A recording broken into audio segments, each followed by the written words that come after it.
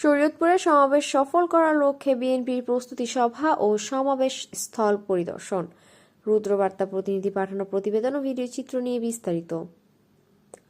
নিত্য প্রয়োজনীয় পণ্যের মূল্যবৃদ্ধি সহনীয় পর্যায়ে রাখার দাবিতে, অবনতিশীল আইন শৃঙ্খলা পরিস্থিতির উন্নতির দাবিতে দ্রুত গণতান্ত্রিক যাত্রাপথে উত্তরণের জন্য নির্বাচনী রোডম্যাপ ঘোষণার দাবিতে এবং রাষ্ট্রের পতিত ফ্যাসিবাদের নানা চক্রান্তের অপচেষ্টা মোকাবেলা সহ বিভিন্ন জনদাবিতে 12 ফেব্রুয়ারি 2025 থেকে শুরু হওয়া রমজান শুরু হওয়ার আগ পর্যন্ত বিএনপির উদ্যোগে সারা দেশে জেলা ও মহানগরে পর্যায়ক্রমে সমাবেশ অনুষ্ঠিত হবে।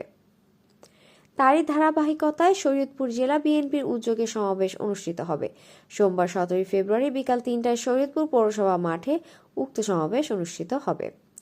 উক্ত সমাবেশে প্রধান অতিথি হিসেবে উপস্থিত থাকবেন বিএনপি চেয়ারপারসনের উপদেষ্টা ডক্টর ফরহাদ হালিম ডোনার। সেই সমাবেশ সফল করার লক্ষ্যে রবিবার দুপুরে শরীয়তপুর পৌরসভার অডিটোরিয়ামে প্রস্তুতি সভা ও পরে সমাবেশ স্থল পরিদর্শন করেন শরীয়তপুর জেলা বিএনপি সভাপতি ও সাবেক এমপি শফিকুর রহমান কিরণ এবং সাধারণ সম্পাদক ও সাবেক এমপি বীর মুক্তিযোদ্ধা সর্দার এ.কে.এম. নাসির উদ্দিন কালু। এ সময় উপস্থিত ছিলেন বিএনপি ও অঙ্গ সহযোগী সংগঠনের বিপুল সংখ্যক নেতাকর্মী।